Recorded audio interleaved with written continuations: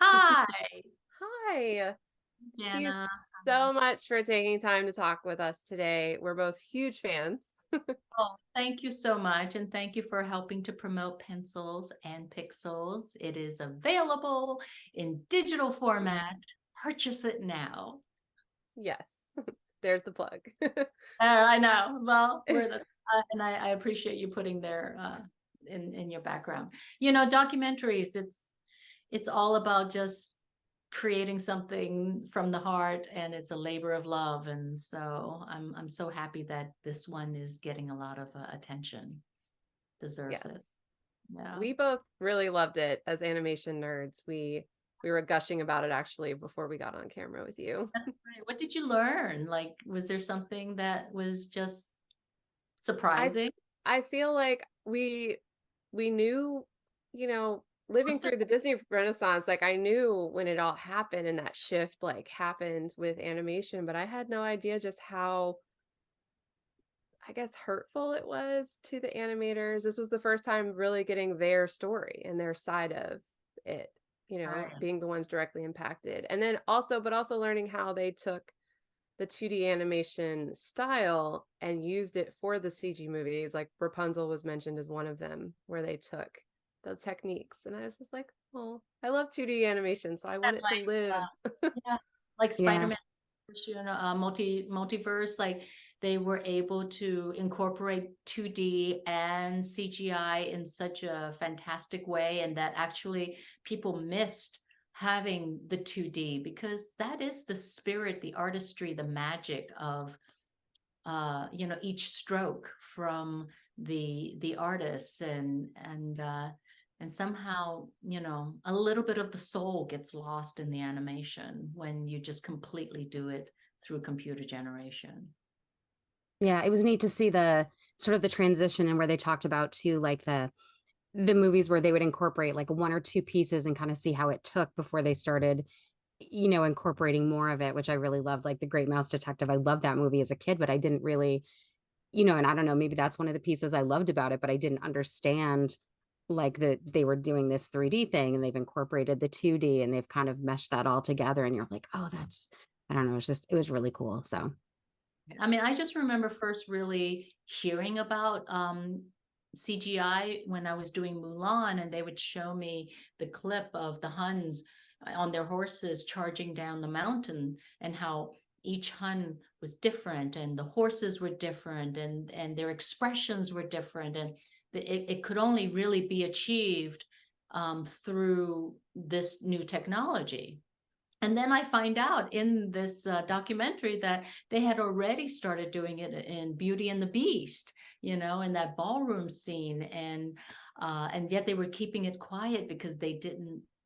It was sort of like a little taboo at the time. It's funny how that all those um prejudices would change, and because one made more money than the other, basically. Yeah, you're not wrong. Yeah. But ultimately, it's the story. The story has to resonate. That is very true.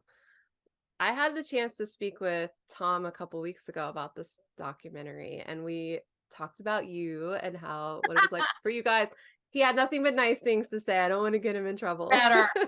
We've been But friends for a long time. Yeah. yes, that's what he said, and that you're lovely. So see, all good things, all good things. Was this like an immediate yes for you when they said, "Hey, we kind of want you to do this"? And what did you think about the little animated version of you that Tom put together? I love the animated me. I had no, like, he kept asking me, well, what do you want me to change? What, I was like, you just do whatever you want. I completely trust you. It's just all in fun. And then we did that little skit that's at the end. And it's weird because even when we were doing it, I wasn't 100% sure how it would land, and it ended up being so funny and adorable. So it's maybe we need to um, create stories now behind little animated Ming. I don't know. Did you guys enjoy it? I loved it. Yes, I thought it yeah, was loved it. so And I cute. And Tom was yes, she needs really like a little adventure series now. right. Yeah, and Tom was very funny. I really I liked his acting. Because that's the great thing about animation, that art form where basically as an actor, you go in, you're in a void, you're by yourself, you do the lines like 10 different ways sometimes just to give them all the options and inflections and it's so much fun for me as an actor because it's such a great exercise in just playing with words. But then when you go to the premiere and you see it all put together, it's like the best present you can ever imagine. It's just beyond magical, you know? It's like having your whole house renovated and they reveal it at the end kind of thing. The true essence of the fun of doing animation. You're obviously not a stranger to doing animation work or voiceover work.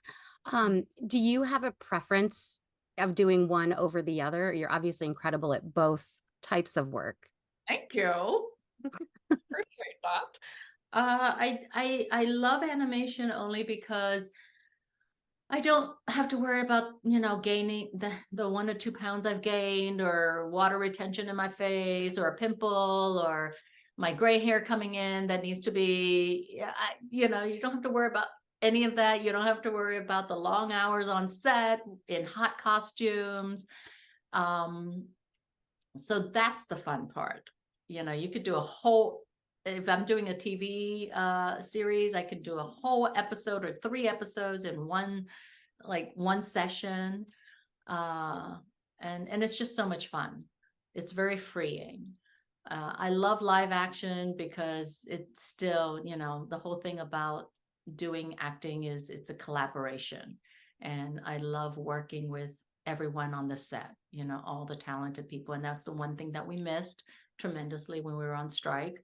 And I'm so happy and can't wait to get back into that playground. Well, we're excited for you to get back into that playground. You hear that, Ron? Dave? Yes, seriously. We need Finnick in the next episode of whatever the next episode Whatever it is. is. Yeah, just plunk me in. I don't care. I could just There be you go. holding my sniper rifle and hanging out. There you go. Just looking cool on the dunes somewhere, just like, That's yeah. right. That's right. Something each person talked about in the documentary was the film or the character that inspired them to get into animation. I was wondering, is there a film you saw as a child that kind of sparked your interest in wanting to one day voice a character or just be in that world? I've been asked this question. I've been racking my brain. And then now something just finally popped into my very tired 4 hour sleep brain is that I used to love to draw. I still do, but I love drawing uh, cartoons. And one of my all-time favorite was Snoopy. And, all the Charlie Brown films, the specials that would come out. And I remember always loving those. And I don't know if it was that spark or that moment, but, everything from Frosty the Snowman to Flintstones to Bugs Bunny, they were all some of my all-time favorite animations, and I would watch them endlessly. Now that you can talk freely about all the exciting things you have coming up, what do you have coming up in the near future that you can talk about? Can I really? I mean, strike's over at least. The strike's over. No, I'm just I'm developing a couple of projects right now, and I'm working very hard on my cookbook. It is so hard to measure everything and trying to cook a meal. I am like a mad scientist with all my measuring accoutrements, and it's so tough because I don't measure, but I'm loving it. And just waiting for my phone to ring from my manager. Waiting for Dave to call you. Yeah, exactly. Exactly. Yes. Yes. Maybe I should text him right now. Yes, I think you should. How about a spinoff, Dave? Anything? How about I'll do We're on board for that. So yes. Okay, Yes. awesome. Thank you. We need to start a petition. Oh, I'm here for that. Well, I think that's all of our time, but we appreciate it so much. And side note, yes, I don't measure either. So when someone asks me for a recipe, I'm like, I don't know, till it feels right. You That's just right. season right? till it feels right.